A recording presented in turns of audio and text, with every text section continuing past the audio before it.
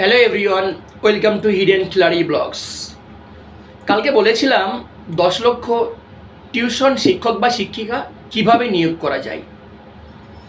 দেখুন, 1:20 একটা রেশিও তৈরি করি আমরা প্রথমে, যে রেশিওটাতে একজন শিক্ষক 20 জন স্টুডেন্টকে পড়াবে।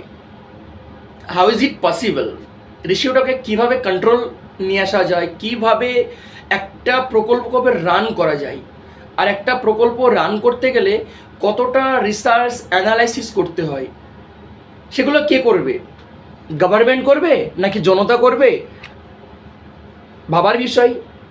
আর এই ভাবতে ভাবতেই দেখি আমরা অনেক কিছুই হচ্ছে না। কেন হচ্ছে না? একে অপরের প্রতি হিংসে। আজকে যখনই আমি কথা বলছি শিক্ষক নিয়োগের জন্য, টিউশন টিচারদের সম্মানের জন্য, তারা যেন পার্মানেন্টলি একজন শিক্ষক হিসেবে কর্মরত হতে পারে। আর ঠিক দেখবেন, যারা অলরেডি শিক্ষক হয়ে আছেন গভর্নমেন্টের প্রাইমারি স্কুল, হাই স্কুলে, হয়তো এর মাঝখানে 30% শিক্ষক এইভাবে কথা বলবে, এগুলো করে কি হবে, ও বেকার বেকার এসব চিন্তাধারা, এগুলো করে কোনো লাভ নেই। আপনারা তো বলবেনই, কারণ আপনারা তো চান না যে সেই শিক্ষকগুলোই হয়ে আসুক। আর এই চান না বলেই আজকে আমাদের এই পরিস্থিতি। ক্লাস 1 থেকে 12 পর্যন্ত যদি স্কুল ফ্রি, টিউশন ফ্রি, তাহলে একটা বাবা মায়ের চিন্তাটা কোথায় থাকবে? থাকছে কি? থাকছে না।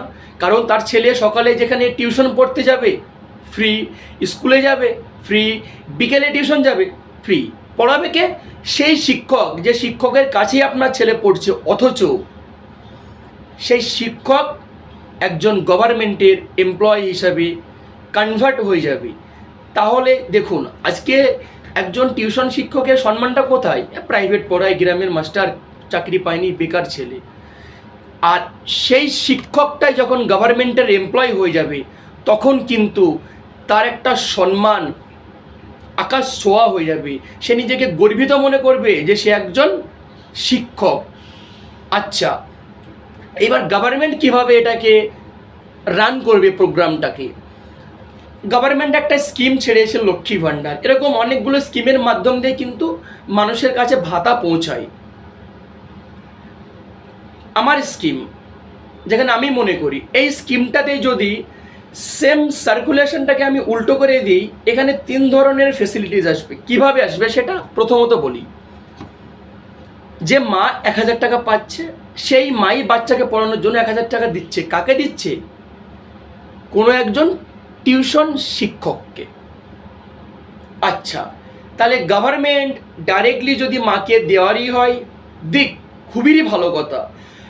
সেই টাকাটাকেই যদি ঘুরিয়ে রিসাইকেলিং করে টিউশন শিক্ষকের হাতে দেওয়া হয় পার্মানেন্ট টিচার হিসাবে, যার ন্যূনতম বেতন 25 থেকে 30,000 পর্যন্ত, তাহলে এখানে সিস্টেমটা কিভাবে হ্যান্ডেল হবে?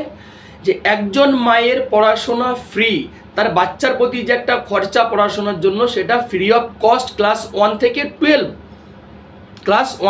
12 ফ্রি অফ কস্ট পড়তে পারবে। ঠিক তেমনই যে টিউশন শিক্ষকটা আপনার বাচ্চা ছেলে মেয়েকে পড়াচ্ছে, সে পার মান্থ 25,000 থেকে 30,000 পর্যন্ত স্যালারি আর্নিং করবে গভর্নমেন্টের কাছ থেকে। ব্যাপারটি একটু বুঝুন। গভর্নমেন্ট চাইলেই পারেন টিউশন টিচারগুলোকে পার্মানেন্ট টিচার বানাতে, অ্যাজ এ টিউশন টিচার। যে টাকাটা মাদেরকে লক্ষ্মী ভাণ্ডার হিসেবে দেওয়া হচ্ছে, সে টাকাটা আপনি দিন, খুবই ভালো কথা, কিন্তু এই প্রকল্পটাকে নিয়ে ভাবুন। I request you. তাহলে কিভাবে ভাবতে হবে?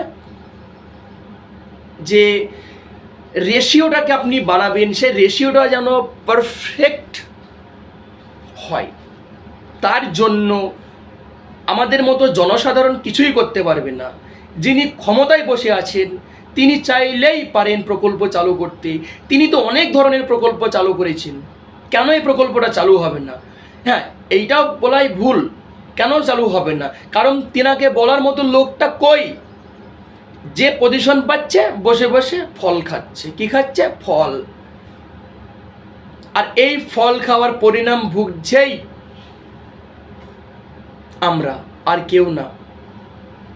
তাহলে আমাদেরকে বুঝতে হবে আর কতদিন এই যে আন্দোলনটা হচ্ছে এর মাঝখানে তুলে ধরুন গভর্নমেন্টের কাছে যে শিক্ষকগুলো আন্দোলন নেমেছেন, ডাক্তাররা নেমেছেন, প্রত্যেকে মা বাবা বলুন যে আমাদের শিক্ষা ফ্রি করুন, ক্লাস 1 থেকে 12 টিউশন ফ্রি করুন। আর আমাদের পাড়া ঘাটে যে চাচা চাচি প্রত্যেকেই আসুন, একসঙ্গে হয়ে যান, একজোট হয়ে যান, হিন্দু মুসলিম করবেন না, প্রত্যেকেই ভাই ভাই। এই নিয়ে আমরা একটা প্রকল্প নিয়ে আসছি, যে প্রকল্পতে গভর্নমেন্ট যদি সাপোর্ট করে এই প্রকল্পটাতে আগামী দিন রান হবে। আর যেই প্রকল্পে 10 লক্ষের বেশি শিক্ষক বা শিক্ষিকা নিয়োগ হবে, তাহলে একবার ভেবে দেখুন, আপনার পাড়ারই একজন ভাই আছেন বা একজন বোন আছেন যিনি টিউশন শিক্ষক, তিনি কিন্তু আগামী দিনকার একজন গভর্নমেন্টের শিক্ষক হিসেবে পরিচিত হবেন। তার যে সম্মান ছিল না এই সমাজে, সেই সমাজ তাকে সম্মানিত করবে, এই সমাজ তাকে মাথায় তুলে রাখবে।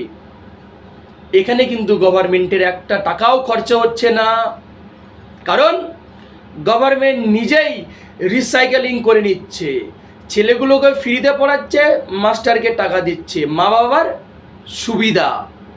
এই রিসাইকেলেশনটা যদি আমরা বুঝতে পারি, প্রত্যেকের কাছে তুলে ধরবো, আগামী দিন বুঝতে শিখুন, গভর্নমেন্টের কাছে চাইতে শিখুন, এবং যে আন্দোলন যে টপিক নিয়ে করা উচিত সে টপিকগুলোকে আমাদের সামনে নিয়ে আসুন। Sorry to say I can't make it way.